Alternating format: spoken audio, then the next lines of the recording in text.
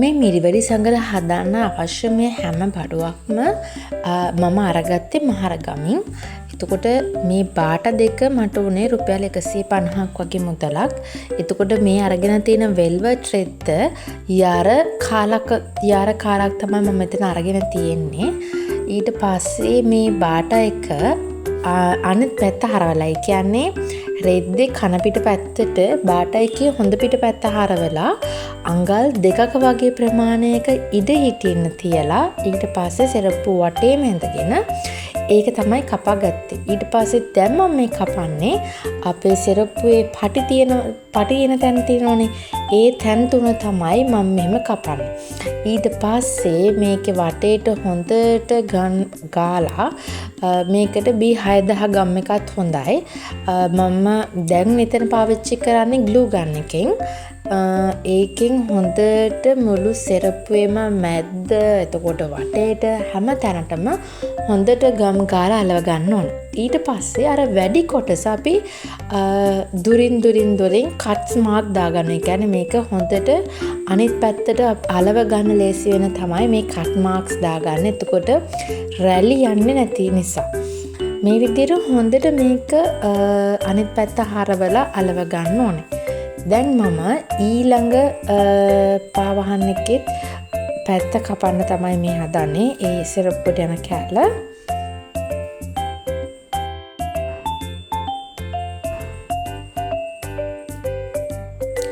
ඒකෙත් කලින් එකේ වගේම සිරප්පුවට වඩා අඟල් 2ක් විතර එහාට වෙන්න ලයින් එක ඇඳගෙන ඊට පස්සේ ඒ ලයින් එක දිගේ තමයි මේ කපන්නේ. ඊට පස්සේ මම අරගෙන තියෙන එක ඩෙකරේෂන්ස් තියෙනවනේ. මේ මල් වැල මම ටිකක් දිග, ඒ කියන්නේ ලොකු බෝඩ් එකක ආපු මල් වැලක් මම ඒකෙන් තමයි මේ තනි තීරුව ගානේ කපාගෙන සෙරප්පුවේ පටි දෙක ඇලෙව්වේ. ඊට පස්සේ මම මේ සෙරප්පුවේ මැද්ද අලවලා තියෙන මල ඒකත් බෝඩ් එකකින් ආපු එකක්. මම ඒකෙත් වටේ කපලා තනි මල විතරක් අරගෙන තමයි මෙතන මේ මැද්ද අලවගෙන තියෙන්නේ. මේ වලවන්න නම් මම B6000 කියන ගම් එක තමයි පාවිච්චි කරේ. මේ ගම් එක රුපියල් 250ක් වගේ තමයි උනේ. එතකොට මම අරගෙන තියෙන මල් වැල් ඒවත් ඒ වගේ පොඩි ගණන් තමයි උනේ. මට ඒක නම් හරියට මතක නැහැ. කොහොම හරි මම මේ හැම එකක්ම මහරගමින් තමයි අරගෙන තිබ්බේ. ඊට පස්සේ මේ විදිහට ඔයාලා කැමති විදිහට පාවහන් එක නිර්මාණය කරගන්න පුළුවන්. මම සෙරප්පුවේ වටේ කොටස මේ විදිහට මම මෙතන කලයක විදිහ අරගෙන තියෙන නිල් පාටයි සිල්වර් පාටයි. මම ඉතින් ඒක නිසා ඒ සෙරප්පුවේ වටේ කොටසත් ඒ සිල්වර් කලයකින් අන්ඩර්ලයින් එකක් විදිහට වටේ එක කොටස යවුවා. ඊට පස්සේ මැද අලවන කොටසට මම සුදු පාට ගලුයි.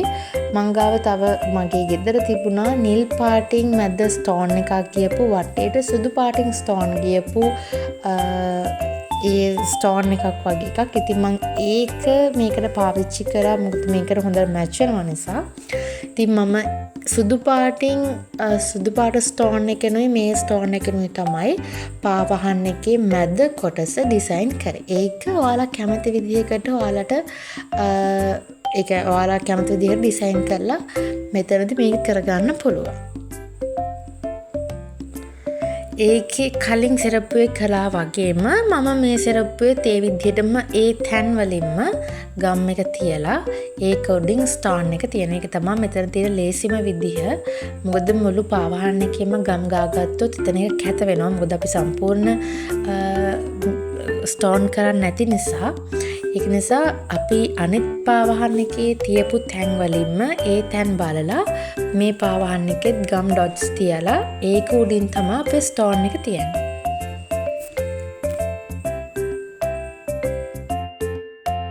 මම මේ පාවහන් දෙක නිර්මාණය කරේ අනුරාධපුරේ රුවන්වැලි මහා සෑයට පූජා කරන්න. මගේ කලින් vlog එකේ අපේ දෙතිස් ව්‍යංජන පූජාවට මම මේක පූජා කරපු හැටි වීඩියෝ එක දාලා තියෙනවා.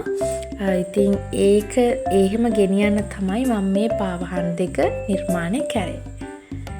මේ විදිහට තමයි මගේ පාවහන් දෙක නිර්මාණය වෙලා ඉවරුනේ. ඉතින් ඔගොල්ලොත් අනිවාර්යයෙන්ම මේ වගේ එකක් හදලා රුවන්වැලි සෑයට පූජා කරන්න. ඇත්තටම ගොඩාක් හොඳ දෙයක්. ඉතින් ඔගොල්ලොත් මේක උත්සාහ කරලා බලන්න.